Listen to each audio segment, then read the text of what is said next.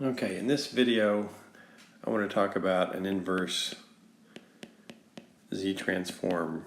I would call it a trick, and the reason I want to go over it is because I've seen this kind of problem on an FE exam. Okay, so the problem statement is along the lines of here's an h of z, right? So we're given an h of z, and then we need to find h of n from a list of choices. Okay, and so the thinking here would be, oh, I need to find the roots of this denominator, then do a partial fraction expansion, and from there find the coefficients, and then calculate the first few terms. You can see it's pretty tedious to do this. All right, and so the idea here is it's an FE exam. The problems aren't supposed to take a real long time, so there must be some kind of trick, okay, and there is. I want you to be aware of this trick, so I'm going to put it on exam 2.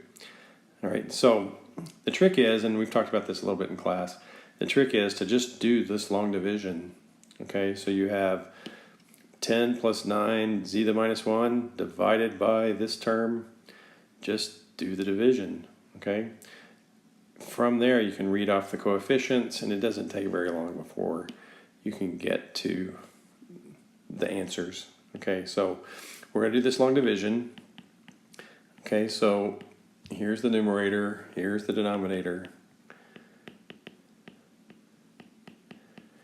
Okay, and we start doing it. Okay, so you need a 5 times 2 to give you this 10. All right, and then multiplying the 5 through, you get plus 25 z to the minus 1, and then 5 times minus 3 is minus 15 z to the minus 2. Okay, so that's the first step. You subtract to get the next line. Okay, so 9 minus 25 z to the minus 1 is minus 16. Okay, minus 15, 0 minus negative 15 is plus 15 z to the minus 2. Okay, so from here, you figure out what goes into 16. All right, so that's a minus 8. Minus 8 times 2 is negative 16. All right, you remember this stuff. All right, you need the z to the minus 1. Okay, and then 8 times 5 would give you minus 40 z to the minus 2. And negative 8 times minus 3 is plus 24 z to the minus 3. Okay, so you see here, what we get here are terms that are starting to show up. And you can keep going on and have the grayed out part, you can see it. But if you go back and look, what that tells you is that the n equals 0 term is in fact 5. And the n equal 1 term, from the definition of the Z-transform, the n equal 1 term is minus 8. So I can go back here and look at these choices. Which one has the first term as 5? Okay, these two choices, so we can eliminate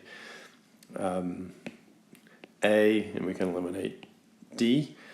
And then in the next coefficient we have a minus 8. This one does not have a minus 8, and so we can now eliminate C.